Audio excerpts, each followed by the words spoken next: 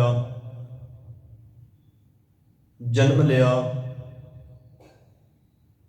ये बचपने दे अंदर बादशाह दे वांग जिंदगी जींदा सी। इन्हें इन्नी सुखा भरी जिंदगी जी बचपने दे अंदर। इनू किसी की भी परवाह नहीं सी, किसी का भी फिक्र नहीं सी, किसी की भी चिंता नहीं सी, किसी का भी इनू ध्यान रखने की लोड़ नहीं सी पैंदी। बचपना मां पिता की गोद के अंदर, मां की गोद के अंदर ऐसा गुजरिया, सुखा भरिया, जिहड़ी भी चीज़ की मंग करता सी इसनूं मिल जाती सी। बादशाह वांगू जिंदगी जींदा सी। मां भुखी रह जाती सी, बच्चे नूं खवाउंदी सी, आप गिले ते पैंदी सी, सुके ते इनूं पाउंदी सी। बचपना ऐशो आराम की जिंदगी विच गुजरदा गया। बस समा पा के पंघूड़े तो जदों बाहर निकलिया, जदों इन्हें जमीन ते कदम रखिया, पैर रखिया, बस प्यारिओ इहदी जिंदगी वहिमां भरमां विच, डर विच, होमे विच, हंकार विच, इह संसार दे विकारां दे विच जानी आरंभ हो गई। जिवें इन्हें धरती ते कदम रखिया उवें इनू हंकार आ गया। जिवें इन्हें कदम धरती ते रखण तो बाद जवानी दे पैरे विच आउण लगा, इनू वासना ने घेर लिया, बुराइयां ने घेर लिया, भाव विषय विकारां दीयां अनेकां इनू रोग लग गए। ये रोगां विच खचित हो गया, विकारां विच खचित हो गया। हुण जिंदी भी टेक लैंदा है, जिंदी भी शरण लैंदा है, मनुख ये सोचता है कि शायद मेरे तो वो सुखी हो सकता है। जिस कोल भी जाता है, जिस दी भी पनाह लैंदा है, उथों ही इनू निराशता मिलती है, सुख किसी कोलों नहीं मिलता। जिसका भी कोई पल्ला फड़न जाता है, जिसका भी सहारा लैन जाता है, इनकी बुराइयां दा, इनके विषय विकारां दा कोई बोझ भार चुकन लई तैयार नहीं हुंदा। पर इन्ना बोझ विच जवानी दे पैरे विच दबिया जा रहा है। जिवें जिवें चलदा पिया, जिवें साईं जी कहंदे ज्यों ज्यों चलै चुभै दुख पावैं, जमकाल सहस्र डंडा है। ये हालात मनुख की जिंदगी दे बनते पे। कोई इनका पल्ला फड़न लई तैयार नहीं, कोई इनका बोझ चुकन नूं तैयार नहीं। जो संसार नूं मन के किसी का सहारा लैंदा है, वो भलिया इनू निराशता ही पल्ले पैंदी, इनू सुख किसी कोलों नहीं मिलता। हारिया होया, टुटिया होया, डिग्या होया, फिर की करता है, ये सोचता है ये जिंदगी किन्ना कुछ समा इन्हां मुश्किलों में गुजरेगी। क्योंकि मैं सोचा पैसा कमा के सुख मिलेगा, पैसा कमा के भी नहीं मिलिया। जवानी दे पैरे पढ़ाई करके नौकरी करांगा, नौकरी करके सुख मिल जाएगा, फिर भी नहीं मिलिया। विआह होएगा, बच्चे होणगे, परिवार होएगा तां सुख मिल जाएगा, तां भी नहीं मिलिया। बच्चे जवान होके कमाणगे फिर सुख मिल जाएगा। सारी उम्र करदियां इदां ही लंघी, फिर दुख भी नाल चलदे ही रहे। मुश्किलां प्रॉब्लमां होर वधदियां गईयां, सुख किधरेओ नहीं मिलिया। हारिया होया इन्हां दी दुखां दी दलदल चों बचण वास्ते जदों इनू पता लगा गुरु दी शरण बारे, गुरु दे सहारे बारे जदों पता लगा, इन्हें सुनिया, गुरु कोल आके बैठिया, गुरु कोल आके मत्था टेक के ने जदों बाणी सुनी ते बाणी दी आवाज पई, ज्यों सुख को चाहे सदा शरण राम की ले। कित्थों चलिया सी?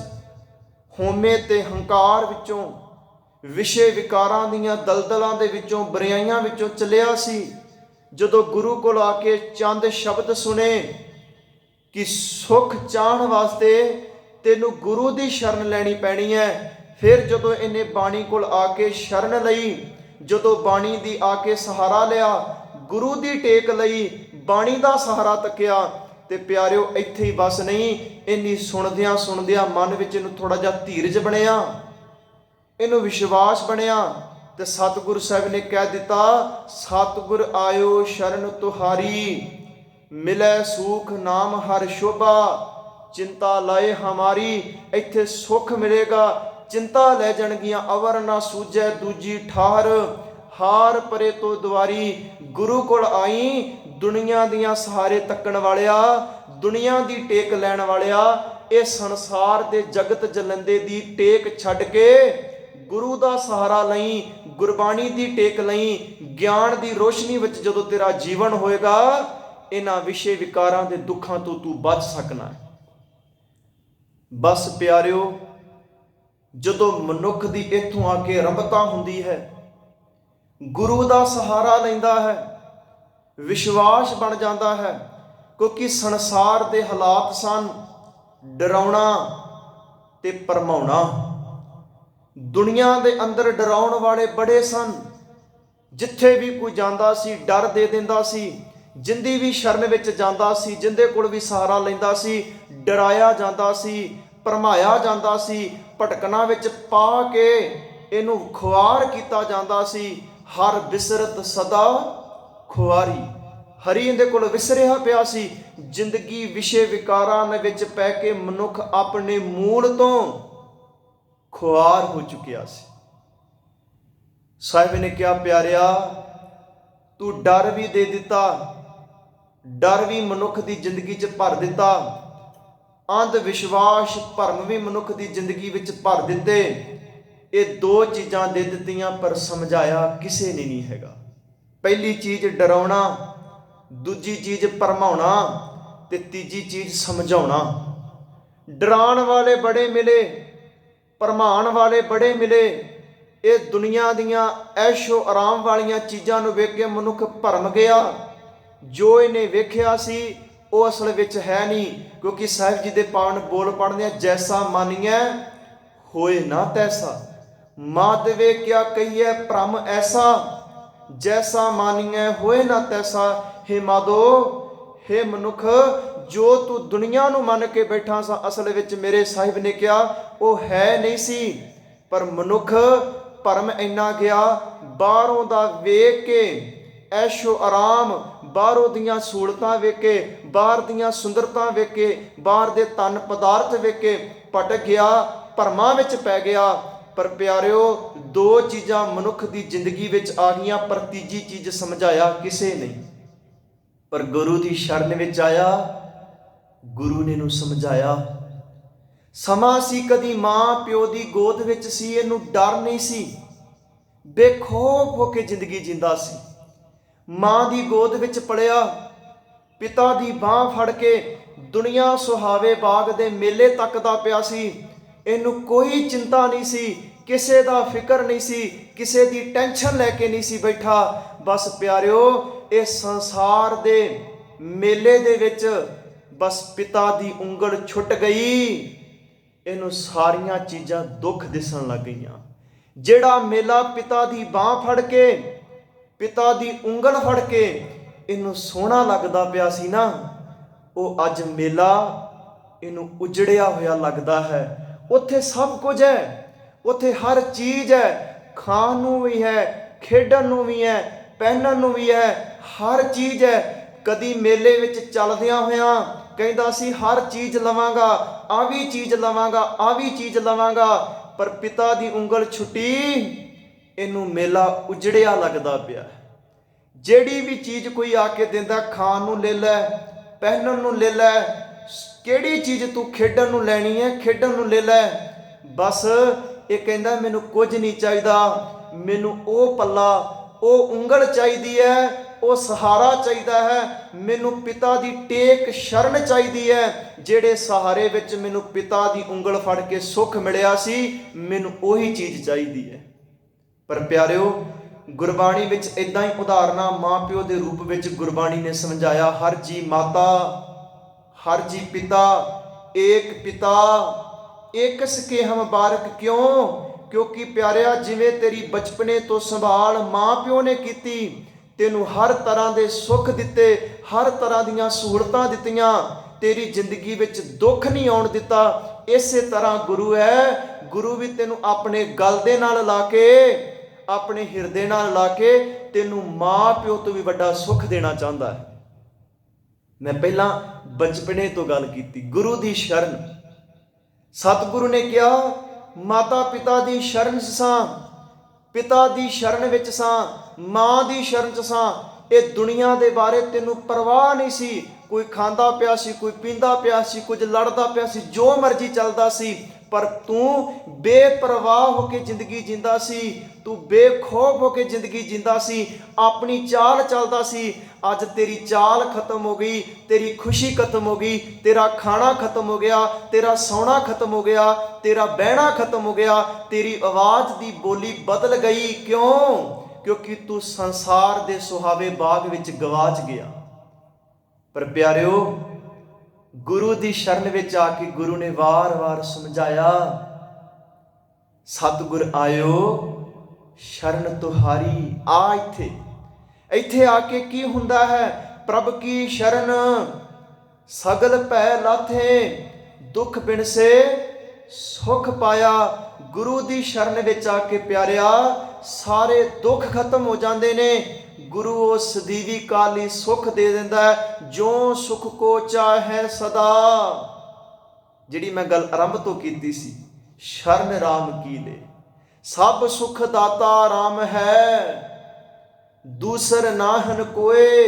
ਸਾਰਿਆਂ ਸੁੱਖਾਂ ਦਾ ਦਾਤਾ ਗੁਰੂ ਹੈ। ਇਸ ਤੋਂ ਵੱਡਾ ਹੋਰ ਕੋਈ ਦੁਨੀਆ ਤੇ ਸੁੱਖ ਨਹੀਂ ਦੇ ਸਕਦਾ, ਨਾ ਮਿਲ ਸਕਦਾ ਹੈ। ਵਾਰ-ਵਾਰ ਗੁਰੂ ਨੇ ਸਮਝਾਇਆ, ਪਰਮੇਸ਼ਰ ਦੀ ਸ਼ਰਨ ਵਿੱਚ ਆ।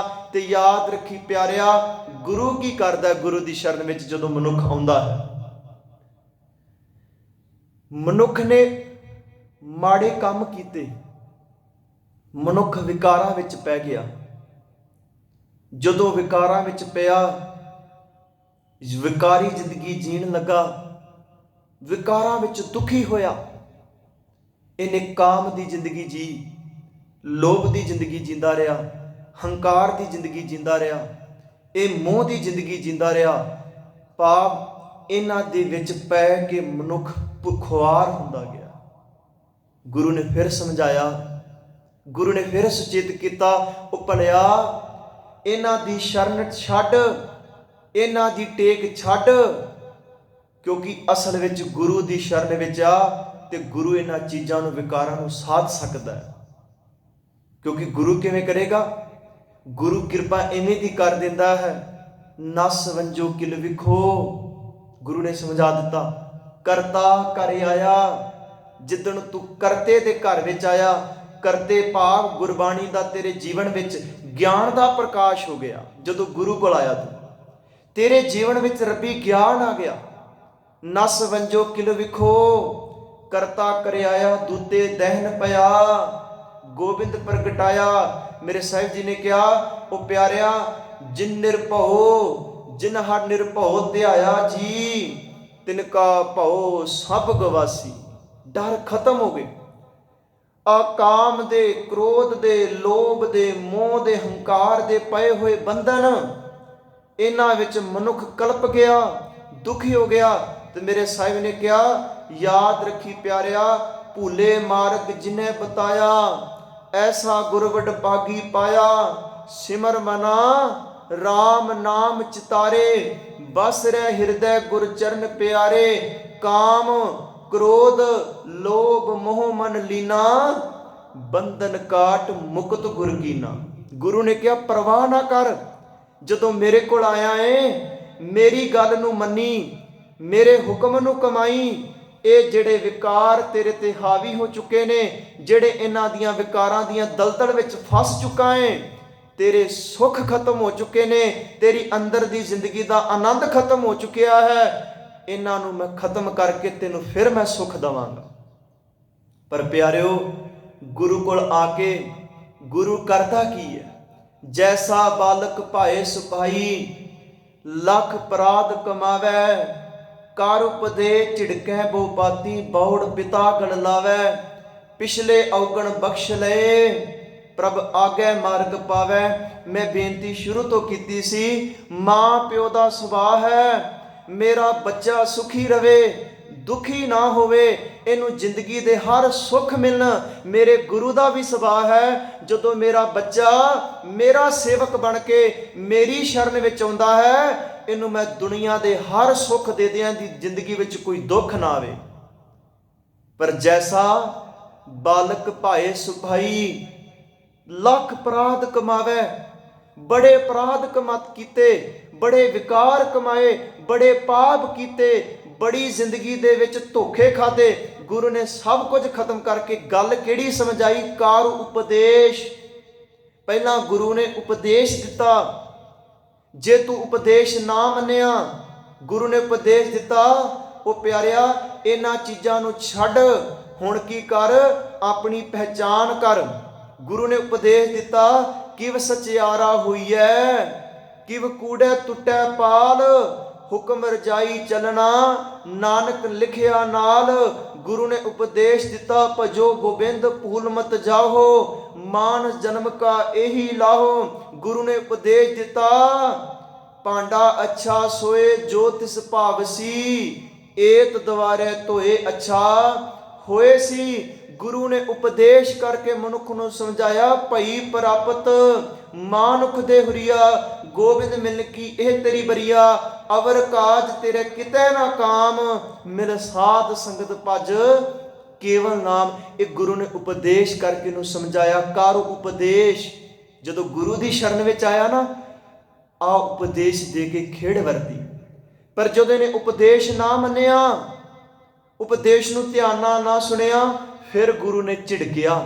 ਕਰ ਉਪਦੇਸ਼ ਝਿੜਕੈ ਬਹੁ ਭਾਤੀ ਝਿੜਕਿਆ। ਫਿਰ ਗੁਰੂ ਨੇ ਝਿੜਕਿਆ, ਏ ਮਨ ਮੂਰਖ ਅਜੂਨੇ ਸਮਝਤ, ਸਿੱਖਦੈ ਹਾਰਿਓ ਨੀਤ। ਗੁਰੂ ਨੇ ਨੂੰ ਵਾਰ-ਵਾਰ ਝਿੜਕਿਆ, ਉਹ ਮੂਰਖ ਤੂੰ ਮਨ ਕਿਉਂ ਨਹੀਂ ਸਮਝ ਰਿਹਾ? ਹਰ ਕਾ ਨਾਮ ਨਾ ਜਪਸ ਗਵਾਰਾ, ਕਿਆ ਸੋਚੈ ਬਾਰੰਬਾਰਾ। ਗੁਰੂ ਨੇ ਝਿੜਕਿਆ। ਪਿਆਰਿਓ, ਫਿਰ ਜਿਹਨੇ ਉਪਦੇਸ਼ ਸੁਣ ਲਿਆ, ਗੁਰੂ ਦੇ ਕੋਲ ਬੈਠ ਕੇ, ਜਿਨੇ ਗੁਰੂ ਦੀ ਝਿੜਕ ਸੁਣ ਲਈ, ਗੁਰੂ ਦੀ ਸ਼ਰਨ ਵਿੱਚ ਆ ਕੇ, ਗੁਰੂ ਚਾਹੁੰਦਾ ਸੀ ਮੇਰਾ ਸਿੱਖ ਆਵੇ, ਮੇਰਾ ਸ਼ਬਦ ਸੁਣੇ, ਇੱਥੇ ਝਿੜਕਾਂ ਵੀ ਬਰਦਾਸ਼ਤ ਕਰ ਲੇ। ਕਿਉਂਕਿ ਜੇ ਮਾਂ ਬੱਚੇ ਨੂੰ ਝਿੜਕਦੀ ਹੈ, ਉਹਦੇ ਭਲੇ ਵਾਸਤੇ ਝਿੜਕਦੀ ਹੈ। ਜੇ ਪਿਤਾ ਉਹਨੂੰ ਥੱਪੜ ਮਾਰ ਵੀ ਦਿੰਦਾ ਹੈ, ਉਹਦੇ ਭਲੇ ਵਾਸਤੇ ਮਾਰਦਾ ਹੈ। ਅੱਜ ਦਾ ਮਾਰਿਆ ਹੋਇਆ ਥੱਪੜ, ਅੱਜ ਦੀ ਦਿੱਤੀ ਹੋਈ ਝਿੜਕ ਮੇਰੇ ਪੁੱਤਰ ਦੀ ਜ਼ਿੰਦਗੀ ਵਿੱਚ ਕੰਮ ਆਵੇਗੀ। ਬਸ ਮੇਰਾ ਗੁਰੂ ਉਪਦੇਸ਼ ਦਿੰਦਾ ਹੈ, ਝਿੜਕ ਦਿੰਦਾ ਹੈ, ਤਾਂ ਕਿ ਮੇਰਾ ਸਿੱਖ, ਮੇਰਾ ਪਿਆਰਾ ਇਹਨਾਂ ਉਪਦੇਸ਼ਾਂ ਨੂੰ ਕਮਾ ਕੇ ਆਪਣੀ ਜ਼ਿੰਦਗੀ ਨੂੰ ਉੱਤਮ ਬਣਾ ਲੇ। ਇੱਥੇ ਪਸ਼ੂਆਂ ਵਾਂਗੂ ਜ਼ਿੰਦਗੀ ਨਾ ਜੀ ਕੇ ਜਾਵੇ, ਇੱਕ ਮਹਾਨ ਵਿਅਕਤੀ ਬਣ ਜਾਵੇ, ਇੱਕ ਉੱਚਾ ਦਾਨਸ਼ਮੰਦ ਮਨੁੱਖ ਬਣ ਕੇ ਜਾਵੇ, ਭਲਾ ਮਨੁੱਖ ਬਣ ਕੇ ਜਾਵੇ ਸੰਸਾਰ ਦੇ ਵਿੱਚੋਂ। ਤੇ ਪਿਆਰਿਓ, ਜਦੋਂ ਇਹਨੇ ਉਪਦੇਸ਼ ਸੁਣ ਲਿਆ, ਗੁਰੂ ਦੀ ਝਿੜਕ ਵੀ ਪ੍ਰਵਾਨ ਕਰ ਲਈ, ਫਿਰ ਗੁਰੂ ਕਹਿੰਦਾ ਹੈ, ਆਪਣੇ ਗੱਲ ਨਾਲ ਲਾ ਲੈਂਦਾ। ਗੁਰੂ ਫਿਰ ਕੀ ਕਹਿੰਦਾ? ਕਾਰ ਉਪਦੇਸ਼ ਝਿੜਕੈ ਬੋ ਪਾਤੀ, ਬੌੜ ਪਿਤਾ ਗਲ ਲਾਵੈ, ਪਿਛਲੇ ਔਗਣ ਬਖਸ਼ ਲਏ, ਪ੍ਰਭ ਆਗੇ ਮਾਰਗ ਪਾਵੈ। ਆਹ ਗੱਲ ਖੇਡ ਵਰਤਦੀ ਹੈ। ਗੁਰੂ ਨੇ ਝਿੜਕ ਦਿੱਤੀ, ਗੁਰੂ ਨੇ ਉਪਦੇਸ਼ ਦਿੱਤਾ। ਜਦੋਂ ਝਿੜਕ ਉਪਦੇਸ਼ ਤੋਂ ਖਰਾ ਉਤਰ ਗਿਆ, ਪ੍ਰਵਾਨ ਕਰ ਲਈ ਗੁਰੂ ਦੀ ਸ਼ਰਨ ਵਿੱਚ ਆ ਕੇ, ਗੁਰੂ ਨੇ ਇਹਨੂੰ ਗੱਲ ਨਾਲ ਲਾ ਕੇ, ਪਿਛਲੇ ਔਗਣ ਬਖਸ਼ ਲਏ, ਪ੍ਰਭ ਆਗੇ ਮਾਰਗ ਪਾਵੈ। ਅਗਲੀ ਜ਼ਿੰਦਗੀ ਉੱਤਮ ਮਨੁੱਖਾਂ ਵਾਲੀ ਗੁਰੂ ਨੇ ਇਹਨੂੰ ਦੇ ਦਿੱਤੀ। ਹੁਣ ਪਿਆਰਿਆ, ਤੇਰੀ ਜ਼ਿੰਦਗੀ ਵਿੱਚ ਵਿਕਾਰ ਨਹੀਂ ਆਉਣਗੇ। ਦੁਨੀਆ ਦੇ ਸੁਹਾਵੇ ਬਾਗ ਵਿੱਚ ਵਿਚਰਦਿਆਂ ਹੋਇਆਂ, ਇੱਕ ਜੈਸੇ ਜਲ ਮੈਂ ਕਮਲ ਨਿਰਾਲ ਮੁਰਗਾਈ ਨਾ ਸਾਨੇ। ਦੁਨੀਆ ਦੇ ਅੰਦਰ ਵਿਚਰਦਿਆਂ ਹੋਇਆਂ ਕਮਲ ਦੇ ਵਾਂਗ ਜ਼ਿੰਦਗੀ ਜੀਵੇਂਗਾ। ਚਿੱਕੜ 'ਚ ਹੈ ਪਰ ਨਿਰਲੇਪ ਰਹਿੰਦਾ ਹੈ, ਮੁਰਗਾਬੀ ਪਾਣੀ 'ਚ ਰਹਿੰਦੀ ਹੈ, ਖੰਭਾਂ ਨੂੰ ਨਿਰਲੇਪ ਰਹਿੰਦੀ ਹੈ। ਫਿਰ ਪਿਆਰਿਓ, ਗੁਰੂ ਨੇ ਉਪਦੇਸ਼ ਦੇ ਦਿੱਤਾ, ਕਾਮ ਕ੍ਰੋਧ ਜੈ ਪਰਸੈ ਨਾਹਿਣ ਤਹਿ ਕਟ, ਬ੍ਰਹਮ ਨਿਵਾਸਾ। ਹੁਣ ਤੂੰ ਦੁਨੀਆ ਵਿੱਚ ਵਿਚਰਦਿਆਂ ਆ ਨਿਰਲੇਪ ਰਹੇਗਾ। ਗੁਰੂ ਦੀ ਸ਼ਰਨ ਵਿੱਚ ਆ ਕੇ ਆਹ ਦਾਤ ਮਿਲਦੀ। ਪਰ ਪਿਆਰਿਓ, ਜਿਹੜੇ ਸ਼ਰਨ 'ਚ ਦੋ ਮੈਂ ਉਦਾਹਰਨਾਂ ਦੇਵਾਂ। ਇੱਕ ਹੈ ਰਾਮ ਰਾਏ, ਔਰੰਗਜ਼ੇਬ ਦੀ ਸ਼ਰਨ ਵਿੱਚ ਜਾ ਕੇ ਗੁਰੂ ਦੇ ਉਪਦੇਸ਼ਾਂ ਨੂੰ ਭੁੱਲ ਗਿਆ, ਗੁਰੂ ਦੇ ਉਪਦੇਸ਼ਾਂ ਨੂੰ ਵਿਸਾਰ ਦਿੱਤਾ। ਔਰੰਗਜ਼ੇਬ ਦਾ ਦਿੱਤਾ ਹੋਇਆ ਲਾਲਚ, ਉਹਦਾ ਐਸ਼ੋ ਆਰਾਮ, ਉਹਦੇ ਪਦਾਰਥ ਦਿੱਤੇ ਹੋਏ ਯਾਦ ਰਹਿ ਗਏ। ਜਦੋਂ ਗੁਰੂ ਤੋਂ ਭੁੱਲਿਆ, ਗੁਰੂ ਦਾ ਰੱਬੀ ਗਿਆਨ ਭੁੱਲਿਆ, ਔਰੰਗਜ਼ੇਬ ਦੇ ਦਿੱਤੇ ਹੋਏ ਪਦਾਰਥ ਧਨ ਯਾਦ ਰਹਿ ਗਏ। ਮਨੁੱਖ ਨੇ ਕੀ ਕੀਤਾ? ਰਾਮ ਰਾਏ ਵਰਗਿਆਂ ਨੇ ਗੁਰੂ ਨਾਨਕ ਦੇ ਘਰ ਨੂੰ ਨੀਵਾਂ ਦੱਸ ਦਿੱਤਾ, ਬਾਣੀ ਦੀ ਪੰਕਤੀ ਬਦਲ ਦਿੱਤੀ। ਕਿਉਂ ਬਦਲੀ? ਕਿਉਂਕਿ ਸੰਸਾਰ ਦੇ ਧਨ ਨੇ ਮੋਹ ਲਿਆ, ਗੁਰੂ ਦੀ ਸ਼ਰਨ ਵਿਸਾਰ ਦਿੱਤੀ। ਮੇਰੇ ਸਾਹਿਬ ਨੇ ਆਹੀ ਤਾਂ ਗੱਲ ਕਹੀ ਪਿਆਰਿਆ, ਜੇ ਤੇਰੇ ਕੋਲ ਗੁਰੂ ਹੈ ਤੂੰ ਕਦੀ ਗੁਰੂ ਨੂੰ ਠੋਕਰ ਨਹੀਂ ਮਾਰੇਗਾ, ਕਦੀ ਪਿੱਠ ਨਹੀਂ ਹੋਵੇਂ ਕਰੇਗਾ, ਕਦੀ ਮੁਨਕਰ ਨਹੀਂ ਹੋਵੇਗਾ, ਗੁਰੂ ਦੇ ਉਪਦੇਸ਼ ਨੂੰ ਸੱਤ ਕਰਕੇ ਪ੍ਰਵਾਨ ਕਰੇਗਾ। ਪਰ ਸੰਸਾਰ ਦੇ ਧਨ ਨੂੰ ਵੇਖਣ ਵਾਲਾ, ਮਿਥਿਆ ਪਦਾਰਥਾਂ ਨੂੰ ਵੇਖਣ ਵਾਲਾ ਇੰਨਾ ਖੁਆਰ ਹੋਇਆ, ਉਹਦਾ ਬਣ ਕੇ ਰਹਿ ਗਿਆ। ਤੇ ਗੁਰੂ ਨੇ ਕਿਹਾ ਅੱਜ ਤੋਂ ਬਾਅਦ ਮੇਰੇ ਘਰ ਵਿੱਚ ਨਾ ਆਉਣਾ। ਗੁਰੂ ਨਾਨਕ ਦੇ ਘਰ ਦੇ ਤੁਹਾਡੇ ਲਈ ਦਰਵਾਜ਼ੇ ਬੰਦ ਨੇ। ਗੁਰੂ ਦੀ ਸ਼ਰਨ ਚੋਂ ਗਿਆ ਸੀ, ਪਰ ਰਾਜੇ ਦੀ ਸ਼ਰਨ ਵਿੱਚ ਜਾ ਕੇ ਗੁਰੂ ਕੋਲੋਂ ਖੁਆਰ ਹੋ ਜਾਂਦਾ ਹੈ। ਪਿਆਰਿਓ, ਇਸੇ ਤਰ੍ਹਾਂ ਹੀ ਅਗਲੀ ਉਦਾਹਰਨ ਭਾਈ ਨੰਦ ਲਾਲ ਦੀ ਹੈ। ਉਹੀ ਔਰੰਗਜ਼ੇਬ ਦੇ ਦਰਬਾਰ ਵਿੱਚ ਰਹਿੰਦਾ ਹੈ। ਔਰੰਗਜ਼ੇਬ ਦੇ ਦਰਬਾਰ ਵਿੱਚ ਰਹਿ ਕੇ ਇੱਕ ਆਇਤ ਦੇ ਅਰਥ ਕਰਦਾ ਹੈ। ਔਰੰਗਜ਼ੇਬ ਕਹਿੰਦਾ ਇਹਨੂੰ ਮੁਸਲਮਾਨ ਬਣਾ ਦੇਣਾ ਹੈ। ਔਰੰਗਜ਼ੇਬ ਤੋਂ ਡਰਦਾ ਹੋਇਆ ਕਲਗੀਧਰ ਪਾਤਸ਼ਾਹ ਦੀ ਸ਼ਰਨ ਵਿੱਚ ਆਉਂਦਾ ਹੈ। ਇੰਨਾ ਸੁੱਖ ਮਿਲਦਾ ਹੈ, ਇੰਨਾ ਆਨੰਦ ਮਿਲਦਾ ਹੈ, ਇੰਨਾ ਮਾਣ ਮਿਲਦਾ ਹੈ, ਇੰਨੀ ਵਡਿਆਈ ਮਿਲਦੀ